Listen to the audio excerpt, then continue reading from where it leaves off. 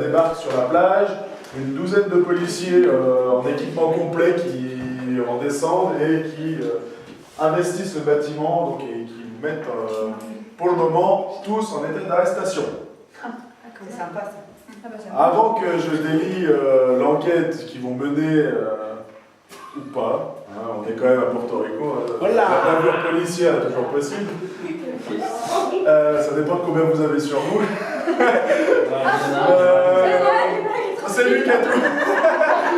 Donc c'est tout fini.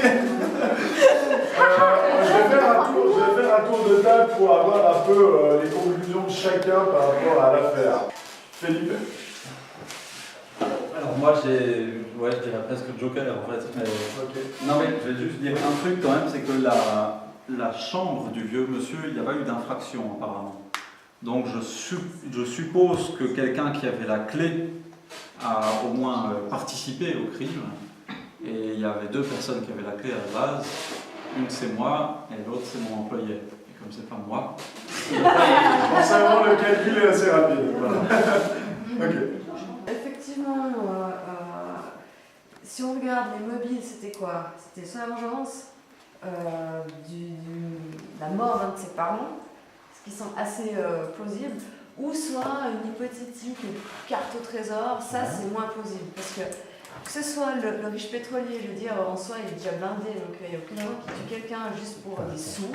À moins que ce soit parce que le vieux menaçait de lui piquer une sorte d'héritage familial. Mais le vieux, rien n'indique qu'il était vraiment descendant de Nord, puis sûrement que c'était un peu du blabla pour les touristes. Donc, ce qui semble plus plausible, c'est que l'étudiante en chimie est empoisonnée, mais ça ne dit pas qui est venu le tuer. Toutefois, on a quand même vu et déduit que Madame, la femme du pétrolier, n'était pas nette. Moi-même, ça fait une année que je dis ça. Sûrement que, elle-même, la femme, elle a peut-être mandaté quelqu'un comme Rana, qui sont aussi tout à fait louches. En fait, aucune personne louche qui gravitent autour de nous. Mais simplement ces deux, je vois pas qui aurait pu aller lui tirer une balle. Okay. Quoique la personne qui l'a tiré dessus devait être assez forte pour la balancer à la mer. Donc, soit c'est une tierce personne, soit c'est elle. John Smith. Ouais, j'arrivais aussi au double assassinat, empoisonnement par la descendante de la dame qui avait été tuée par ce monsieur. Après, j'avais l'interrogation sur qui l'avait défendu en tant qu'avocat. Je pensais que notre avocate avait à voir dans cette histoire, mais j'ai rien trouvé de plus.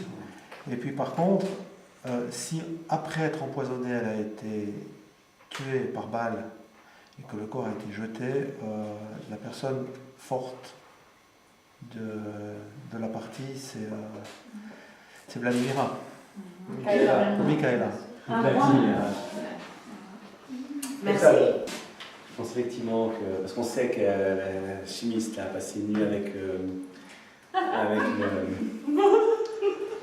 notre homme juste avant. William Herman. Il y a de fortes probabilités effectivement pour que, puisqu'il était empoisonné, que ce soit elle. Après, moi je pense qu'évidemment la deuxième personne, c'est Michaela. Pour une simple raison, c'est que c'est moi qui lui ai demandé d'y aller. Je sais qu'elle y était. Mais par accident là? Non, pas par accident. Oui, elle voulait voler la carte, elle ne voulait pas tuer la personne. Alors elle ne savait pas qu'elle était déjà morte. Enfin, elle a en tout cas tenté de la tuer. Et Michaela reste quand même une énigme parce qu'il y a quand même des zones d'ombre. Elle ne nous a pas tout dit. Mais en tout cas, ce qui est sûr, c'est qu'elle était dans cette chambre parce que je crois que peu de personnes savent que nous avons trouvé une lettre dans cette chambre, parce qu'on était de la visiter, une lettre de suicide. Où Le médecin. Comment il s'appelle déjà? William Herman. William Herman a laissé une lettre de suicide disant qu'il s'est empoisonné. Qu'il s'est jeté dans le vide parce qu'il avait une quête intéressante dans sa vie. Personne n'a pu la voir parce qu'on l'a prise, on l'a embarquée. C'est pour ça que tout le monde voulait savoir comment j'écrivais.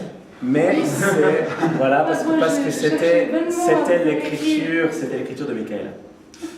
Donc C'est pas vrai, tout ce qui est là. c'est Michaela. Quoi? Vous me soutenez pas? C'est Michaela qui a rédigé. C'est Michaela qui a rédigé cette lettre. Donc elle était clairement dans la chambre. Je pense que c'est elle qui a tiré le coup de feu avec une arme qu'elle a dérobée. Une arme qu'elle a dérobée chez. Parce que sûrement au nord, elle a fouillé toutes les chambres. Et notamment la chambre des demoiselles, là, je pense qu'elle a dérobé son arme, puis qu'elle a achevé le travail.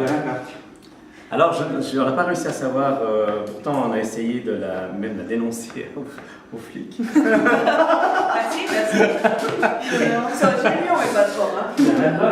Mais on arrive juste trop tard, parce que ma femme, c'est parce que la partie est finie là. Oui. C'est que j'ai décidé de faire buter ma femme par Michaela. Mais non.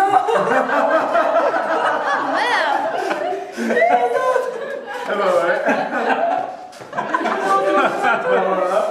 J'ai tout mis sur le dos en disant que c'est elle qui avait dénoncé à Thompson. Même version, là, désolé, moi j'ai appris dans effectivement, je trouve ça première partie, c'est l'empoisonnement, la chimiste qui était dans la chambre jusqu'à 5h du matin, donc ça joue. Puis après, alors par contre, pas d'effraction, donc j'imagine qu'il y a quand même un Mais parce peu qu'elle de- était dedans, quoi, elle n'a pas besoin d'effraction, parce qu'elle s'est fait embarquer. Il a été couché avec. Elle était allée coucher avec. Non, pas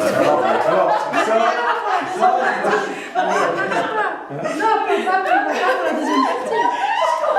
Non, la première partie, ça joue, mais la deuxième partie, c'est quand même pris de balle, non? Elle ronflait pendant qu'elle se prenait une balle parce qu'elle restait jusqu'à sa Non, elle est partie. Non, c'est pas que de la balle, c'est dit. Parce que c'est l'arme. Ça, c'est clair. C'est elle, l'arme du crime. Mais après, il y a quand même une balle, ok? Bah oui, Et il n'y a c'est- pas d'effraction. Alors, si Michaela, qu'est-ce que Michaela, je pense? mais là, son rossignol, elle trafique tout ce qu'elle Ok, veut. alors en tout cas, je pense que Michaela est votre Et effectivement, elle a buté une deuxième fois. Elle a mis à la mer. Et il y a cette lettre, effectivement, et moi je l'aime aussi. J'ai clairement dénoncé Michaela parce que j'avais un secret. J'ai taillé profondément. Oui, je sais. Mais j'avais un secret absolument important à dissimuler à mon mari. Je viens après. Ah voilà, donc. Ah oui, moi, oui. Oui. Alors, vous avez tout deviné. Non, effectivement. J'étais obligée de me venger, non, parce que ça, le médecin, non, mais il avait tué ma mère, quoi. Ma mère, non, mais je me suis retrouvée orpheline, non, mais. Ah là là. Alors, il a bien marché le détecteur de mensonges finalement. C'est une application iPhone. Oui, et puis oui, selon. Non, mais j'étais tellement fâchée contre lui parce que, de par les journalistes, il avait été trop fatigué le jour de l'opération. Alors, c'était pas normal. Moi, j'ai dit, mais c'est pas possible, des choses comme ça. J'avais une telle haine, une vengeance en moi, c'était l'horreur, affreux. Alors, j'ai fabriqué, oui, effectivement, le poison. Voilà. Et j'ai passé la nuit avec lui et voilà. Et quelque partie, il était mort. Non, il allait bien. J'avais mis, un verre d'eau à côté de... Ouais, sur la table de nuit, là, le petit verre d'eau. Puis j'avais mis à l'intérieur le poison. Et à 5h moins quart, je suis sortie de la chambre. Et à 5h, voilà, je suis partie. Et après, voilà, j'en sais rien. Après, je pense que Pour le reste, après, il y aura eu la suite. En fait, ton point de vue pour le reste. Mon point de vue, je sais pas trop. Parce que moi, je pensais l'avoir achevé à ce moment-là.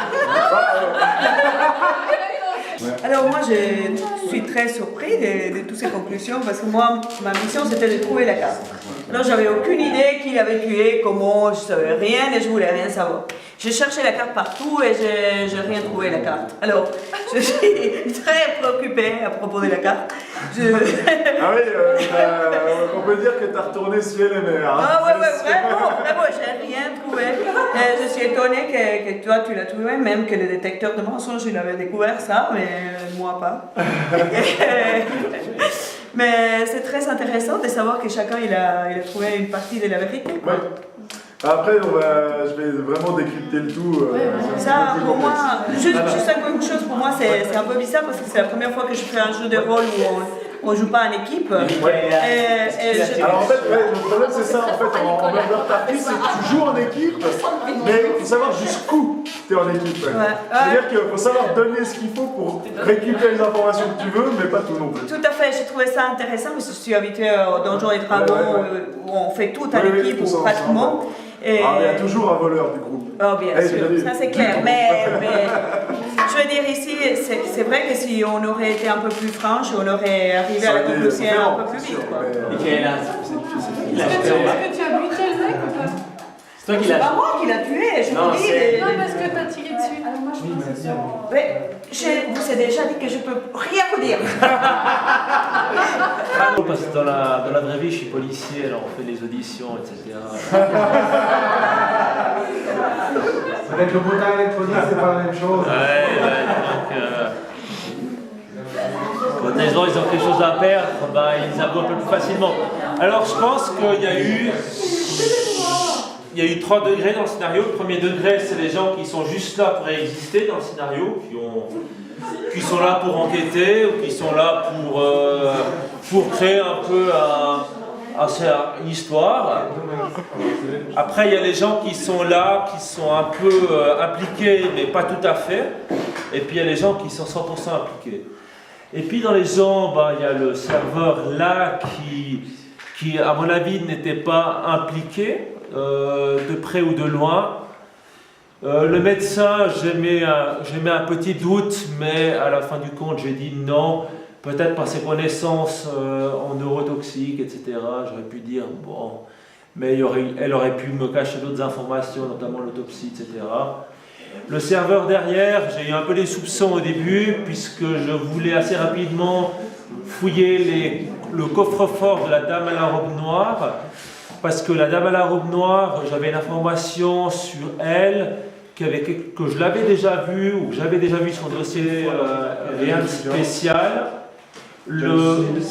John Smith, au début peut-être, parce que sa carte trouvée sous la table, comme par magie, c'était pas possible. Ça a l'air d'être trop un escroc pour être réellement coupable, voyons. Ouais, c'était pas possible. Alors, derrière sa bonhomie, il y avait quelque chose qui se cachait, mais à mon avis, c'était pas...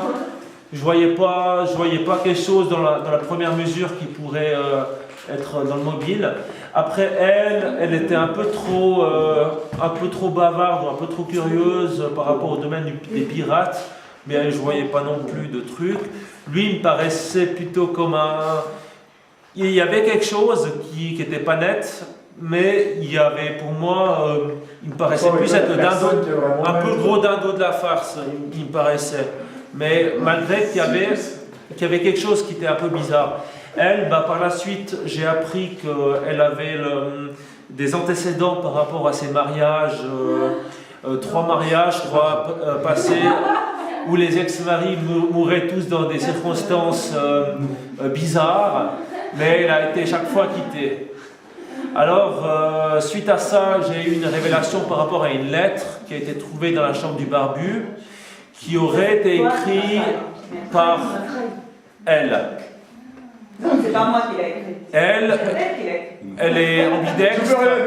Elle a essayé de m'avoir une fois avec une écriture de la main gauche et j'ai remarqué que ça ne jouait pas.